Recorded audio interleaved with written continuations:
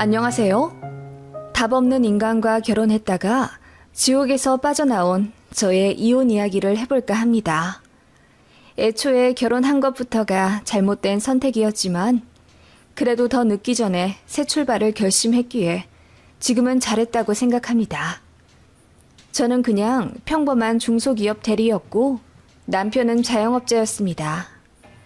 둘 다 직장인이었을 때 만나 결혼한 건데 신혼 때 남편이 말도 없이 회사를 관뒀습니다. 시어머니가 하는 가게를 물려받고 싶다는 게 그 이유였습니다. 어머님은 번화가 한 구석에서 작은 고깃집을 운영하고 계셨는데 나름 잘 되었어요. 잘 벌 때는 한 달에 순수익 1,000만 원도 찍을 때가 있었고 보통은 200에서 300만 원 정도 수익을 남기셨습니다. 아버님이 일을 하실 만한 몸 상태가 아니었기 때문에 어머님 혼자 고군분투하며 20년 동안 혼자 자영업을 하신 거죠. 잘 된다고 해서 부자 시댁은 아니었어요. 시세 1억 2천 정도 되는 아파트, 자가로 하나 갖고 계셨지만 담보대출로 깡통 상태였고 어머님 버시는 돈으로 생활비랑 병원비 하며 쓰셨습니다. 저축을 좀 하고 계시는 줄 알았는데 어디다 다 쓰시는지는 몰라도 통장에 1,000만 원도 없으시다고 들었습니다. 제가 알기로는 시외가에 돈 들어갈 때가 많다고 들었어요. 시외 삼촌께서 돈 사고를 많이 치셔서 그거 갚아주시고 남편의 외할아버지가 생전에 노름을 하셔서 친구분들께 빚을 많이 지고 돌아가셨는데 그걸 저희 시어머니가 반절 갚아주셨다고 들었고요. 그런데 시어머니도 주식하시는 것 같더라고요. 남편이 얼마 벌었냐고 물으면 인상 찌푸리시는 걸로 봐서 거의 다 날리신 것 같지만요. 비싼 가방이나 옷도 없는데 돈이 없으신 걸 보면 그런 식으로 번 돈을 다 까먹으며 사시는 것 같았습니다. 그래서 장남 결혼하는데 돈 한 푼 안 대주셨겠지요. 기대한 건 아니지만 처음부터 딱 잘라 우린 돈 없으니 니들끼리 알아서 먹고 살으라 하셨습니다. 저희 친정도 자영업 하시지만 알뜰살뜰 돈 모아 집도 현금도 많이 보유하고 계세요. 자식들한테 나눠주진 못할 망정 패 끼치고 싶지 않다며 정말 열심히 모으셨습니다. 그래서 저 결혼할 때 5천만 원 주신다는 걸 제가 안 받았어요. 시댁에서도 안 받았는데 뭐 하러 받나 싶어서요. 남편도 당시에는 수긍하더니 결혼하고 나서는 저더러 너무 계산적이라고 하더군요. 장인어른께서 주신다는 돈을 굳이 거절할 필요가 있어?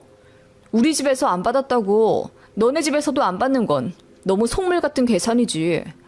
누가 주시건 간에 감사하게 받고 둘이 잘 먹고 잘 살면 되는 것 아니야? 그렇게 말한 남편에게 좀 어이가 없었습니다. 왜냐하면 남편은 결혼할 때 시댁에 이런저런 사정이 있어 좀 드렸다며 달랑 2천만 원 들고 왔고 저는 6천만 원이나 갖고 왔어요. 그런 상황에서 제가 친정에서 돈을 더 갖고 오면 그냥 신부 돈으로 결혼해 사는 거나 마찬가지잖아요. 당시에는 남편이 시댁에 돈이 좀 묶여 있어서 그렇다고 설명했기에 깊은 사정이 있나 보다 하며 이해했고 그저 사랑과 정 하나만 보고 결혼했어요. 제가 조금 더 해갔으니 남편도 저에게 미안해하고 더 잘할 거라고 생각했습니다. 그런데 그건 제 오산이더군요.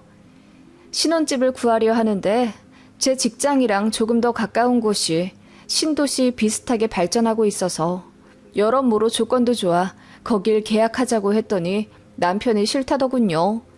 자기 직장이랑 가까운 곳을 해야 한다고 우기더라고요. 그래서 제가 어차피 맞벌이 해야 하며 사는데 그럼 자기가 더 일찍 와서 집안일 할 수 있겠어? 라고 물으니 그건 자신 없다는 식으로 말하더군요. 그저 제가 여자아이니 애 낳고 나면 관둘 가능성이 많아 오래 직장을 다녀야 하는 가장에게 맞춰야 한다고 하더군요. 그래서 그건 이직을 할 수도 있고 일단은 전세 계약이니 그럼 공평한 거리로 구해보자고 했습니다. 남편도 알겠다고 했고요. 그런데 시어머니가 그 얘기를 아들에게서 듣고 저에게 전화해서는 그래도 우리 아들 회사 쪽으로 구하는 게 낫지 않겠니? 다들 보면 남자 직장 쪽으로 더 가깝게 해서 구하던데. 혹시 우리 아들이 너보다 돈 적게 해와서 그러는 거라면 우리가 돈을 대주려 한다. 라며 기분 나쁘다는 듯이 얘기를 하시더군요. 지금 생각하면 시모가 무례한 거지만 당신은 식 올리기 한 달 전이라 제가 새댁 특유의 그 여리디 여린 마음을 갖고 있었어요. 전화 통화 중이라 시모는 볼 수도 없는데도 제가 손사래를 쳐가며 아니라고 해명했고 절절매며 통화했던 기억이 납니다. 결국 집은 우리 부부 직장의 딱 중간쯤으로 정했네요. 그 동네는 인프라도 부족하고 다른 곳보다 덜 발달되어 지저분한 동네였지만 남편이 융통성 가지지 않고 무조건 중간을 고집해서 결국 그 동네로 계약했습니다. 지금 생각하면 남편과 어머님이 신혼집 위치를 이유로 기싸움을 했었던 것 같아요. 말도 많고 탈도 많았던 결혼 준비였고 과정에서 남편과 시댁에게 실망도 했지만 대부분의 여자들이 그렇듯이 파혼을 하는 용기까지는 없어서 그냥 밀고 갔었던 것 같아요. 결혼하고 나서 조율하면 되겠지 라는 생각으로 식을 올렸습니다. 그렇게 아웅다웅 지지고 볶으며 신혼생활했습니다. 그 와중에 어머님은 자꾸 돈을 달라고 하셨어요. 결혼식 올리고 돈 남지 않냐면서 처음에는 남편 쪽 축의금에서 반 떼달라고 하더니 나중에는 저한테도 직접 전화를 해서 임대료 핑계대고 고기 도매값 핑계대며 10만 원, 20만 원씩 빌려달라 하시더군요. 소액이라 흔쾌히 빌려드렸는데 나중에는 점점 금액이 커지더니 200만 원까지 얘기를 하셨어요. 그래서 안 된다고 했더니 어머님이 알겠다고는 하시고는 제 남편에게 전화해서 울고불고 하셨나 봐요. 돈이 없어서 딸같이 생각하는 며느리에게 손 좀 벌렸더니 거지 취급을 한다고 했다나? 남편이 시모 말만 듣고 서운하다며 그날 밤에 혼자 보란듯이 깡소주 까서 마시더군요. 그러면서 저 붙잡고 말하기를 엄마 가게가 요즘 잘 안 된대. 아들 결혼하고 나서 그렇게 된 게 아무래도 이상해서 점집에 가보셨다는데 점쟁이가 하는 말이 운이 우리 쪽으로 가서 그렇다고 했대. 엄마는 그저 자식만 잘 살면 되니 상관없다고 하시는데 솔직히 그 말 듣고 내가 미안하지 않을 수 있겠어? 라며 눈물까지 글썽이더군요. 저는 점이나 사주 같은 걸 믿지 않는데 시댁은 엄청 맹신하는 분위기더라고요. 남편도 저랑 연애할 때 사주 카페 가자고 몇 번 얘기하긴 했는데 그냥 재미삼아 본 거였지 철석같이 믿을 줄은 몰랐어요. 여튼 남편이 그렇게 이야기하며 지금 시어머니가 필요한 돈은 200만 원인데 다만 100만 원이라도 드리자고 저에게 부탁하더군요.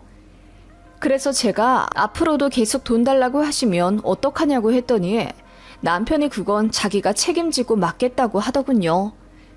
그렇게 100만 원 딱 해드리고 나서는 제 눈치를 보기는 보는지 그 이후로는 시어머니로부터 정말 전화가 안 왔어요. 대신 남편이 툭하면 시어머니 도우러 가게 간다고 하거나 일 끝나면 우리 집에서 주무시고 가시라고 모셔오곤 했습니다. 어머님 가게가 저희 신혼집이랑 차로 30분 정도 거리였거든요. 남편은 결혼하고 나서 자기가 총각 때 엄마를 제대로 보살펴드리지 못한 게 너무 죄송하게 느껴진다고 했어요. 이래서 남자들이 결혼해야 철드는 거라고 하는구나. 왜 그동안 우리 엄마 불쌍한 게 안 보였는지. 당신이랑 데이트하러 다닐 때 우리 엄마도 좀 불러서 같이 맛있는 거 먹고 다닐걸. 라고 하더군요. 너무 경악스럽더라고요. 그래서 내 남자친구가 나랑 데이트할 때마다 본인 어머니 불러왔으면 바로 헤어졌을 거라고 하니 농담인 줄 알더라고요. 어차피 이렇게 가족될 사이였는데 진작 친해졌으면 같이 효도하고 좋았을 거라면서요. 어이가 없더군요. 아무튼 그렇게 시도 때도 없이 어머님을 신혼집에 모셔오니 저는 편하게 있다가도 벌떡 일어나 야식이라도 차려야 했고 어머님이 주무시고 가신다고 하면 잠자리도 봐드려야 했습니다. 정작 어머님을 모시고 온 남편은 딱 거기까지가 제 할 일이었던 것처럼 소파에 드러누워 있었고요. 제가 어머님 차 내어드리고 야식 만들어드리고 잠자리 펴드리고 다 했습니다. 그런 일이 반복되니 남편에게 불만이 쌓였고 점차 싸우게 되었어요. 제가 큰 소리 내면 남편이 눈치 보고 한동안 어머님 안 모셔오다가 제 기분이 좀 풀렸다 싶으면 다시 어머님 모시고 오고 그러더라고요. 안 그래도 회사 일로 고된 하루를 보내다 집에 오면 쉬고 싶은데 일주일에 한두 번은 꼭 시어머니가 집에 오시니 스트레스 받더라고요. 그런데 남편은 나중에 우리가 아이 낳으면 시부모님 손을 가끔 빌려야 할 텐데 염치 없이 구는 것보다 미리 잘 해드리고 도움 받는 게 낫지 않냐고 되려 저를 나무라더군요. 남편이 말을 참 잘해요. 그래서 저도 그런가? 하며 넘어간 적이 많고요. 지금 생각하면 가스라이팅 받으며 살았던 것 같기도 하네요. 그러던 와중 결혼 2년 차에 제가 임신을 했습니다. 지지고 볶고 살아도 그 와중에 애는 생기더군요. 남편과 이제 싸우지 말고 우리 세 가족 행복하게 잘 살아보자고 다짐도 했습니다. 그런데 이 인간이 저에게 말도 없이 회사를 관두었습니다. 어머님 가게를 자기가 물려받아서 요즘 스타일대로 조금만 더 손대면 제대로 대박 날 것 같다고 그 전에도 자주 이야기했어요. 저는 장사가 보통 일도 아니고 지금 어머님 잘하고 계시는데 왜 물려받으려고 하냐?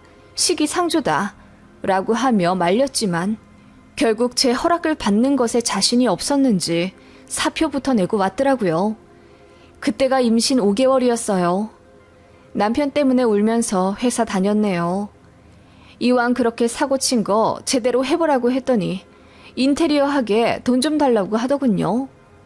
기가 막혔습니다. 그렇게 3천만 원 대출받아 남편은 시어머니랑 같이 장사를 하기 시작했어요. 남편이 젊은 감성으로 가게를 꾸며 재오픈하니 사람들이 많이 몰리긴 하더라고요. 그렇게 첫 달은 매출 1,500만 원에 순수익 600만 원 정도로 마무리 지었습니다. 남편이랑 어머님이 손잡고 방방 뛰면서 이제 부자 될 일만 남았다고 환호성 지르더군요. 그렇게 남편은 하루 종일 가게에 있느라 저는 임신 기간 동안 남편의 케어를 받은 적이 없습니다. 저 혼자 밥 챙겨 먹고 저 혼자 잠들고 저 혼자 일어나 회사 다녔어요. 너무 서러웠지만 그래도 다 같이 잘 되기 위함이니 견디고 견뎠네요. 저희 친정 부모님이 저를 많이 안쓰러워하셨고 철없는 사위에게 한 소리 하고 싶었지만 이제 애 아빠도 되는 마당에 긁어 부스럼 만들 일이 뭐가 있을까 싶어서 참으셨다고 해요. 그렇게 장사라도 잘하는 줄 알았는데 이번엔 어머님이 사고를 치셨습니다. 아들이랑 같이 하는 장사가 잘 되니 이 기세 몰아 사업 제대로 확장하자며 그 바로 옆 상가까지 계약하셨다고 하더군요. 남편도 처음엔 놀랐지만 엄마가 다 뜻이 있어서 그랬을 거라며 제가 혹시라도 불만 갖지 못하도록 설탕 발린 말로 저를 설득했어요. 그렇게 몇 달간 그나마 벌었던 돈마저 까먹고 이제 새로 계약한 상가 보증금까지 내야 하니 또 대출을 받을 수밖에 없었습니다. 저는 이미 만삭이고 이제 아이 태어나면 정신이 없을 텐데 이 와중에 대책 없이 대뜸 가게부터 계약해버린 어머님이 너무 미웠어요. 어머님은 저 따위는 안중에도 없다는 듯 오직 돈돈거리며 이제부터 우리 팔자 제대로 피는 거다. 진작 아들이랑 동업할 걸 그랬다. 하시며 좋아하셨고 그 옆에서 남편도 해볼쭉 하더군요. 그렇게 남편과 시어머니가 새 가게에 매달려 사는 동안 출산일은 다가왔고 그렇게 아이를 낳았습니다. 남편은 바쁘다며 애 출산 당일에만 얼굴 비추고 그 다음날부터는 시무랑 또 가게 가 있더군요. 어머님 혼자 일하는 게 죄송스럽다면서요. 그런 저를 엄마가 안쓰러워하며 조리 도와주셨고 친정아빠는 제가 돈이 별로 없어 아기용품도 제대로 사지 않는 걸 보고 마음 아파하며 1,000만 원을 주셨습니다. 아이 유모차며 카시트도 다 중고로 구입하려 했는데 친정 부모님 덕분에 좋은 걸로 사게 되었어요. 남편도 처음엔 감사한 마음을 가지고 있더니 나중에는 그 돈도 탐내더군요. 친정에서 주신 돈 얼마나 남았어? 당신도 육아휴직 쓰니 우리가 돈이 별로 없네. 혹시 그 돈 생활비에 좀 보태줄 수 있어? 엄마 빚도 빨리 갚아드려야 하고. 무슨 소리야. 아이 물건 사라고 주신 돈이야. 앞으로 아이한테 큰 돈 들어갈 때마다 요긴하게 쓸 돈이라고. 그런 게 어딨어. 돈은 그냥 돈인 거지.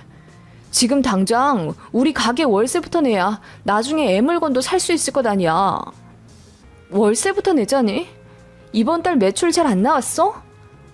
아, 그게... 남편이 고개를 숙이며 가게 얘기를 안 하려 하더군요. 이상한 마음에 붙잡고 캐물으니 오픈빨이 끝나서 장사가 잘 안 된다고 울상이더군요. 그러게 무턱대고 가게 확장부터 하면 어떻게 하냐고 화를 냈더니 남편이 우리 엄마가 다 생각이 있어서 그렇게 한 거라고. 너 엄마랑 나 무시해? 라고 하며 화를 내더라고요. 아마 가게도 잘 안 되니 더 예민해졌던 것 같아요. 저는 저대로 아기 키우며 독박 육아하고 있는데 밖에 나가 시어머니랑 길바닥에 돈을 버리고 있는 남편이 너무 미웠습니다. 그래서 그때 통장 오픈을 좀 해보자고 했더니 남편이 자기를 못 믿냐며 방방 뛰더군요. 절대 안 보여줄 기세라 마음이 너무 착잡했습니다. 애 낳으면 도와줄 것처럼 굴던 시어머니도 가게 핑계로 아예 연락도 안 하시고 그리 원하시던 손자가 아닌 딸이라 실망하신 건지 관심도 없으셨어요. 게다가 뭔 놈의 돈이 자꾸 가게에 들어가는지 버는 돈에 비해 나가는 돈이 더 많은 듯 보였습니다. 그 정도 되니 제가 따로 모아둔 돈으로 아이 분유 사고 생활비 해서 쓸 수밖에 없었고 남편은 어느 순간부터 아이의 통장 내역을 꽁꽁 숨기더군요. 이렇게는 못 살겠다 싶어 아이 들쳐안고 가게로 갔습니다. 맨날 손님 많아 치이고 힘들다더니 막상 가니 파리만 날리고 있더군요. 어머님은 가게 구석에서 주무시고 계시고 그나마 딱 2테이블 상대하고 있는 건 남편 혼자였습니다. 그나마도 핸드폰 게임하면서 고개 숙이고 있느라 손님들 들여다보지도 않고 있었고요. 제 얼굴 보고 놀란 시모와 남편이 왜 왔냐고 되려 따지더군요. 저는 이대로는 못 살겠다며 둘 다 지금 뭐 하고 있는 거냐고 소리를 질렀어요. 그리고 통장 내역 까보라고 했죠. 안 보여주면 이혼할 거라고요. 그랬더니 남편이 그러더군요. 보여주면 이혼은 안 하겠다는 거지? 보고 딴소리 하지 마. 라고 하며 마침내 스마트폰을 열어 현재 통장 내역을 보여주었습니다. 세상에 마이너스 통장에 6천만 원이 찍혀 있더군요. 가게 하면서 빚만 낸 거였습니다. 어떻게 자금 관리를 이따위로 했냐고 화를 냈더니 어머님이 갑자기 울면서 내가 모자라서 그랬다. 내가. 우리 아들은 잘못이 없어. 라고 하시더군요. 얘기 들어보니 또 시외가에 돈 들어갈 일이 있어 제 남편 앞으로 빚을 끌어다 쓴 것 같았어요. 거기다 가게를 무리하게 확장하면서 들어간 돈도 있어서 벌어도 버는 게 아닌 상황이 맞았던 거죠. 그렇게 되니 어머님도 남편도 일할 맛이 떨어져 친절도가 떨어졌고 악평을 받게 되면서 손님도 떨어져 나간 거였어요. 그거 보니 이 집안과 더 엮이면 저까지 지옥의 구렁텅이로 빠져 들어갈 것 같다는 생각이 들었습니다. 남편은 제 심각한 마음도 모르고 장인어른께 돈 좀 달라고 하면 안 되려나? 첫째 낳았을 때 1,000만 원 주셨으니 둘째 낳으면 또 주시겠지? 우리 이럴 거면 자식으로 재테크할까? 라는 저질 농담을 하더군요. 그 말 듣고 나니 천년의 사랑도 식더군요. 저도 잘난 게 없어 잘난 사람 만나지 못할 거라고 생각했습니다. 외모도 못나고 성격도 내성적인 저 같은 사람을 이만큼 아껴준 사람도 없었기에 제 운명이라고 생각했습니다. 왜 아이를 낳고 나서야 제대로 눈을 뜨게 되는지 제 자신이 어리석게 느껴지더군요. 저는 잘나지 않은 사람이지만 이렇게 살 만큼 못난 사람은 아니었습니다. 그걸 그 순간 깨닫게 되더군요. 그래서 이혼하자고 했습니다. 시어머니 있는 앞에서요. 그랬더니 둘 다 눈이 튀어나올 듯 동그랗게 뜨면서 그게 무슨 말이냐고 펄쩍 뛰더군요. 어머님은 더 오버액션하며 다 자기 때문이니 자기가 나가 죽겠다고 뒤로 넘어가셨고, 남편은 그런 어머님 말리느라 눈물바람이었고요. 저는 그대로 이혼하겠다고 돌아섰습니다.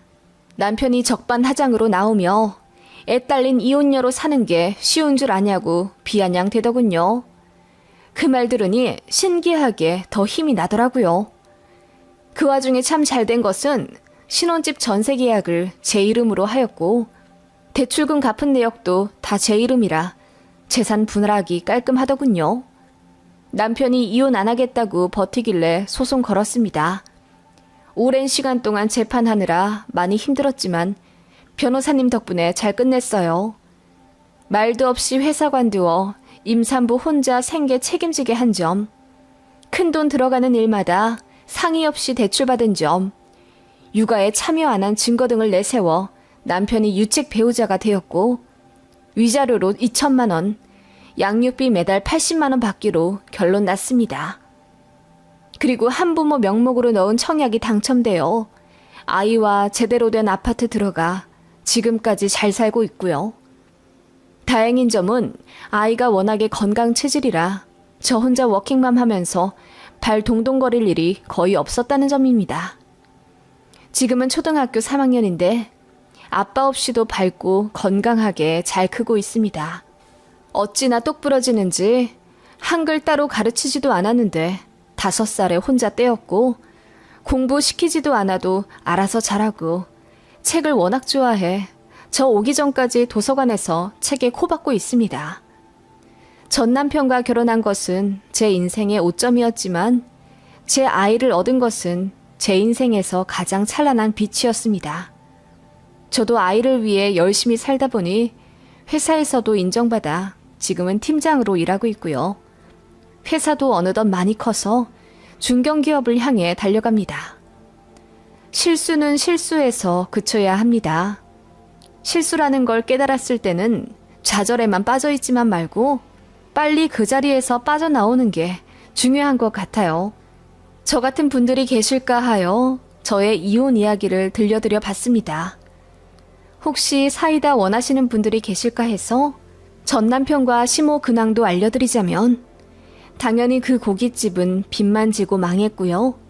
그 이후로 김밥집을 하겠다고 창업했는데 그것도 잘 안 되는 것 같고, 전 남편은 양육비 보내려고 투잡 뛰고 있다고 들었습니다. 아마 지금 시댁과 제 남편은 돈방석이 아닌 빚더미 위에 앉아있을 겁니다. 전 남편은 이혼 이후 종종 울면서 재결합하고 싶다고 빌지만 그런 일은 죽어도 없을 테니 안심하세요. 긴 글 읽어주셔서 감사합니다.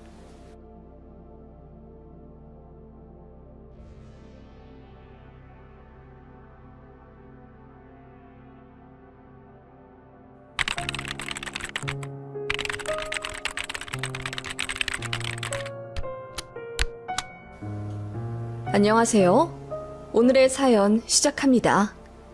저는 아이 둘 있는 워킹맘입니다. 우리 시어머니처럼 심술 맞은 분 계시려나 싶네요. 심지어 남편보다 돈도 더 벌고 결혼할 때 집값의 반절 정도 갖고 와 남편 못지않게 보탰는데도 며느리한테 무슨 억하심정이 있어서 그리 볼 때마다 괴롭히시는지 모르겠어요. 그나마 남편이 때마다 막아주었고 중재했었는데 그래서 더 약이 올라 저에게 그러시나 모르겠습니다. 시댁에 관해서는 참 많은 사건들이 있답니다. 일단 시부모님은 현재 졸혼, 엄밀히 말하면 별거 중이시고 아마 황혼 이혼하실 수도 있습니다. 아버님은 무뚝뚝하시지만 그만큼 아들 며느리에게 일체 간섭 안 하시고 이따금씩 아는 분에게 받은 값비싼 녹용이나 애플망고 같은 귀한 음식을 보내주시기도 하고 아이들 계좌 앞으로 100만 원씩 턱턱 내주시는 분입니다. 그리고 멀리 아랫지방에 떨어져 살고 계셔서 명절 전후로 한 번씩 뵈러 가요. 전화도 오직 당신 아들과 손주들이랑만 하시기 때문에 며느리랑 트러블이 아예 없습니다. 하지만 어머님이랑은 결혼 초반부터 엄청 삐그덕거렸어요. 일단 예물 예단부터 쉽지가 않았지요. 저희는 신혼집 마련이 가장 급선무였기 때문에 결혼도 신혼여행도 전부 검소하게 진행하기로 했습니다. 그리고 집을 매매했죠. 이 과정에서 저도 모은 돈 탈탈 털어 남편만큼 가져갔고요. 양가도움 일절 안 받고 저희끼리 결혼하는 대신 예물 예단 같은 허례허식은 하지 말자고 했습니다. 분명 상견례에서도 양가 어르신들이 그렇게 정하셨고 어머님도 그 자리에서는 애들이 어찌나 기특한 생각을 하는지 내가 눈물이 다 날 지경이네요. 그래, 예물 예단 같은 쓰잘데기 없는 건 애초에 하지 말자. 니들끼리만 잘 살면 그만이다. 라고 하시더니 슬금슬금 어머님 가방 하나는 해와라, 이불 한 채는 해와라 요구하기 시작하셨어요. 저에게 아주 장문의 문자를 보내셨는데 아무리 그래도 나한테는 너무나 귀한 아들이다. 얼마나 열심히 키웠는데 장가 보내면서 이 정도도 며느리한테 안 받고 결혼시키는 것은 내 자존심이 허락치 않는다. 어쩌고 저쩌고 써있더군요. 너무 황당해서 답장도 않고 남편에게 보여줬어요. 그랬더니 얼굴이 시뻘개지면서 자기가 알아서 한다고 하고 시어머니랑 싸웠나 보더라고요. 그렇게 남편이 다 쳐냈더니 그게 기분이 나쁘셨는지 저에게 다이렉트로 전화해선 이 바지 음식을 해왔으면 좋겠다고 하시더군요. 제 친정엄마더러 해오라는 거잖아요. 그래서 그럼 저도 귀한 집에서 귀하게 자란 딸인데 시댁에서 예물이라도 받아야 하지 않겠냐고 하니 당황하시며 없던 일로 하자고 하시더군요. 그런 식으로 뒤에서 말을 자꾸 바꾸는 황당한 분이셨고 결혼식 한복도 대여로 하기로 했는데 어머님이 갑자기 소장을 하고 싶다고 하셔서 마음대로 구매를 하셨어요. 당연히 어머님이 직접 돈을 내신 게 아니라 저희 앞으로 금액을 달아 놓으셔서 저희 결혼식 다 끝나고 한복집에 최종 결제하러 갔다가 기절할 뻔했습니다. 어머님이 170만 원짜리 한복을 구매해 놓으셔서요. 그거 남편 축의금 들어온 것에서 빼서 메꿨습니다. 돈 아끼려고 저희 신혼여행도 가까운 곳으로 300만 원도 안 들여 갔다 왔는데 솔직히 어머님이 너무 원망스러웠어요. 그 밖에 이런저런 일이 많아서 남편도 어머님한테 학을 뗐고 저 역시 시어머니 자리 잘못 만났다는 불안감에 결혼 초부터 심기가 불편했습니다. 역시나 제가 안부 전화 안 한다고 눈물바람을 하시질 않나. 저희 둘 다 맞벌이에 너무 바쁜 상황인데 툭하면 저희 신혼집 놀러 온다고 말도 없이 터미널에 도착하셔선 데리러 오라고 하시질 않나. 애 낳고 나서는 시어머니가 지어준 이름 안 했다고 산후조리원에서 저에게 소리를 고래고래 지르며 혼내셨습니다. 그 일로 남편이랑 시어머니랑도 엄청 싸웠어요.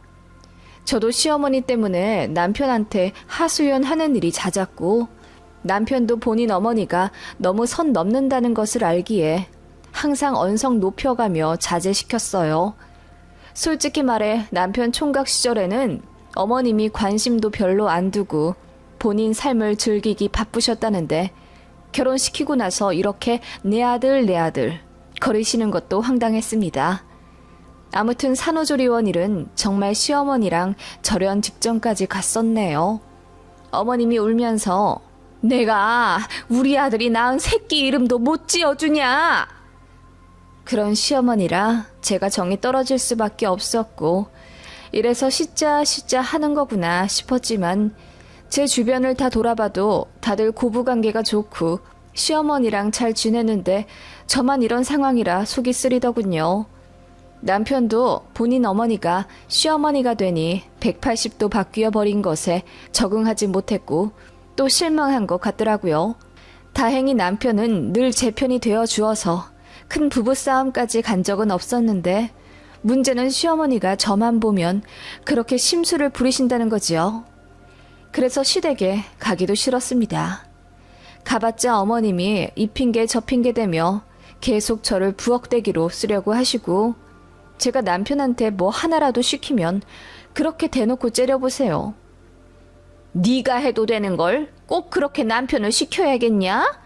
애들 앞에서 가장 체면 좀 살려줘라. 어머님이 그렇게 말씀하시면 저는 애들 앞이니까 더 시켜야죠. 엄마 아빠 똑같이 일하는데 똑같이 살림하는 바람직한 모습 보여줘야 우리 애들 잘 자라지 않겠어요? 라고 되받아쳤습니다. 극 신혼초 때 말고는 늘 제가 단 한마디도 안 지고 받아쳤기 때문에 어머님이 저를 정말 싫어하세요. 그래서 어머님도 더 악에 받쳐서 우리 아들, 내 아들 거리시는 것 같습니다. 그렇게 되니 남편도 본인 엄마 만나기 싫어했고 딱 어머님 생신이랑 명절에만 뵈러 갔습니다. 그나마도 애들 좀 크기 시작하니 남편이 저는 집에서 쉬라고 하고 애들만 데리고 가서 밥 먹고 오고 그랬어요. 그렇게 제가 시댁에 안 간 날은 어머님이 꼭 저에게 전화해서 참 팔자 좋다. 남편 잘 만나 시집살이 한 번 안 당하고 호강하며 사는구나. 라며 비아냥거리셨죠. 그러면 저는 어머님, 이게 시집살이 아니고 뭔가요? 진짜 호강하며 살면 이런 전화도 안 받았겠죠. 라고 했더니 어머님이 대번 전화를 팍 끊어버리시더군요. 그렇게 어머님과 들이받으며 결혼생활 10년 했습니다. 애 둘 낳고 나서도 회사 안 관두고 버틴 덕분에 회사에서 팀장까지 승진했고 집도 더 좋은 걸로 매매했으며 차도 좋은 걸로 바꿔 타며 살게 됐습니다. 그만큼 저도 남편도 희생하는 삶을 살았기에 가능했습니다. 제가 바쁜 만큼 남편도 회사에서 휴가도 많이 냈고 잠 줄여가며 집안일도 많이 했어요.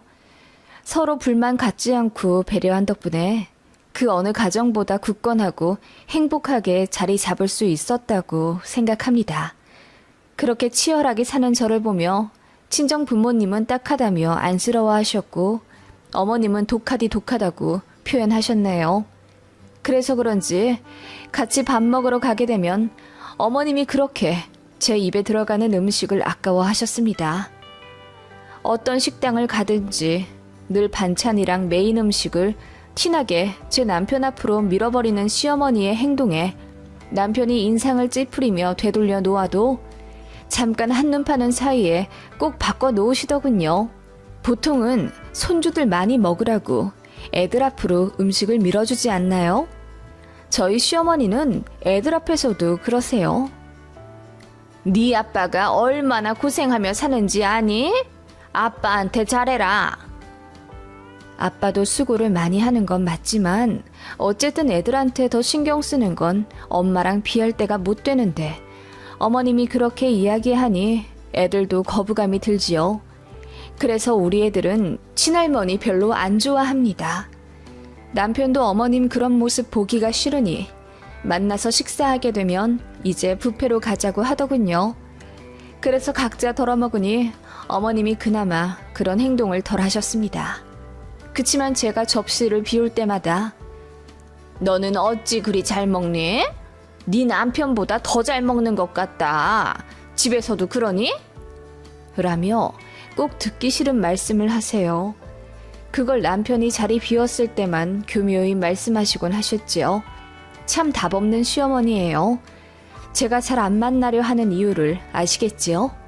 아무튼 그러던 와중에 저희 큰아들이 수학 경시대회에서 대상을 타게 되었고 저희 친정에서 축하금을 싸주셨어요. 아버님도 얘기 듣고는 고생했다며 애들 앞으로 용돈을 보내주셨고요. 어머님께도 우리 큰애가 큰 상 탔다고 말씀드리니 어머님이 그럼 축하 기념으로 밥을 먹자 하시더군요. 그래서 큰애 바꿔라 하시고는 뭐 먹고 싶냐 물어보시길래 우리 큰아이가 양념갈비라고 했더니 그거 네 아빠가 잘 안 좋아하는 건데 차라리 삼겹살은 어떠니? 라고 하시더군요. 그거 듣더니 큰애가 풀이 죽어서 알겠다고 하는 모습이 너무 짜증이 나서 제가 상탄 사람이 선택한 메뉴로 먹어야죠. 양념갈비집으로 예약할게요. 라고 말하고 전화 급하게 마무리 지어 끊었습니다. 시어머니 이럴 줄 알았는데 제가 뭐하러 전화를 했을까. 내 손으로 제 머리에 꿀밤이라도 때리고 싶은 심정이었습니다. 손자 잘 되는 거 좋아하실 테니 감정을 떠나 행복한 마음 가지시라 연락드렸는데 저희 아이와 저만 또 기분이 상하더라고요. 아무튼 약속 당일 저녁이 되었고 다 같이 어머님 집 근처 양념갈비 음식점으로 가게 되었습니다. 남편이 양념갈비를 싫어하기는요. 다이어트 때문에 잘 못 먹지 양념갈비 무지 좋아하는 사람입니다. 아무튼 그렇게 남편이 신이 나서 고기를 굽기 시작했어요. 그러자 어머님이 우리 아들은 별로 좋아하지도 않는 양념갈비인데 라고 저만 들릴 듯 구시렁거리시더군요. 못 들은 척하고 애들이나 챙겼습니다. 남편이 기분 좋게 구웠고 저는 다 구워진 고기를 애들 밥그릇에 보기 좋게 올려주었지요. 그리고 저도 한 점씩 주워 먹고 있었습니다. 그런 제 모습을 시어머니가 티 안 나게 힐끔힐끔 보시는 게 느껴졌어요. 또 시작이구나 싶어서 언짢아지려고 하더군요. 그래서 제가 구우려고 남편에게서 집게를 뺏어드니 남편이 눈을 동그랗게 뜨며 내가 구울게. 당신은 좀 먹어. 점심도 거의 못 먹었잖아. 라며 저를 챙겼어요. 그 모습을 보고 시어머니가 뭔가 기분이 나쁘신 듯 갑자기 찬물을 들이키시더군요. 어쨌든 애들도 남편도 저도 오랜만에 양념갈비라 기분 좋게 먹고 있었죠. 그리고 고기를 더 시켰어요. 불판 갈기 전 마지막 고기들을 시어머니 좀 챙겨드리고 저도 한 점 먹으려던 찰나 어머님이 갑자기 제 밥그릇을 뺐더니 그만 좀 먹어라. 네 남편은 안 챙기냐? 어떻게 네 입만 입이냐? 네 남편 고기 굽느라 못 먹을 땐 너도 먹지 말아라. 라며 얼굴이 시뻘개진 채로 씩씩거리시더군요. 그 모습에 남편이 더 놀라 왜 그러냐고 언성 높이니 어머님이 억울하다는 듯 아니 넌 힘들게 굽고 있고 얘만 혼자 고기 다 주워 먹고 있잖니. 해도 너무해서 내가 한 소리 한다.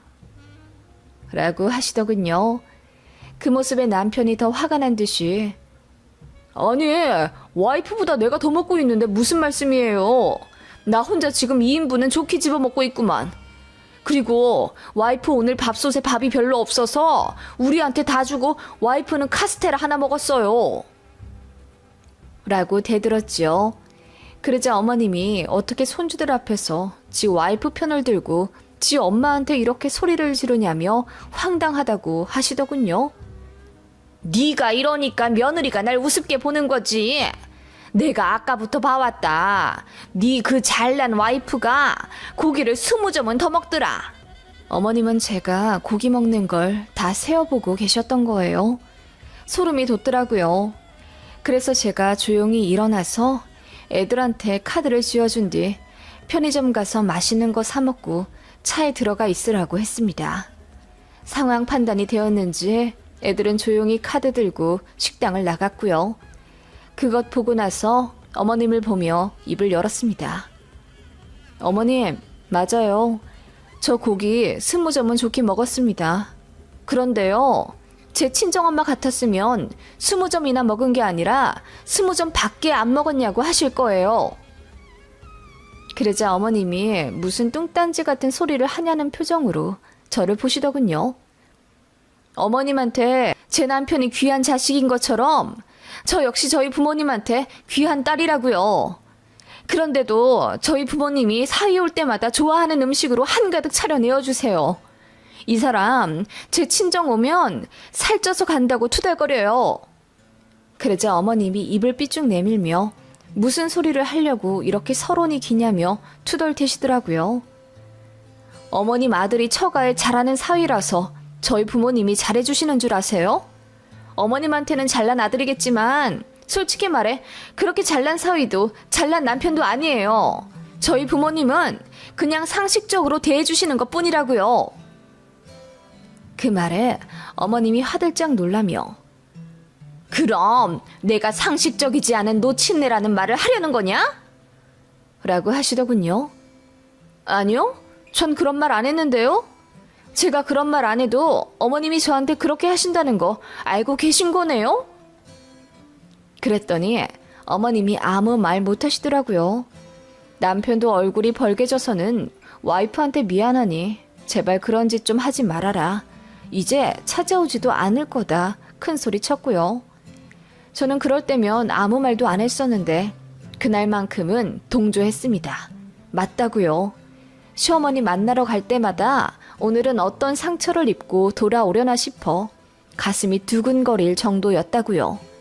그 자리에서 남편한테도 말했죠. 이제 당신 어머니는 당신이 챙겨라. 나는 내 부모님이나 챙길 거다. 라고요. 그리고 빌지들어 어머님 앞에 드리고는 어머님이 먼저 드시자 했으니 어머님이 사세요. 고기 20점 잘 먹었습니다.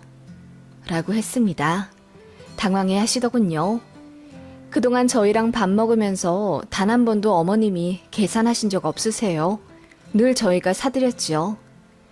저는 애들이랑 택시 잡아타고 집으로 왔죠. 어머님을 모셔다 드리고 집에 온 남편이 애들 다 자고 난 이후에 제 손잡고 면목이 없다고 하며 고개 숙이더군요. 그리고 이제 정말 시어머니 신경 쓰지 말라고 해서 안 그래도 그럴 거니 당신도 괜히 억울해하지 말아줬으면 좋겠다 라고 했습니다. 남편은 100% 이해한다며 미안하다는 말밖에 나오지 않는다더군요. 제가 가고 난 이후에 남편이 시어머니랑 식당에서 큰 소리 내며 싸웠다더군요.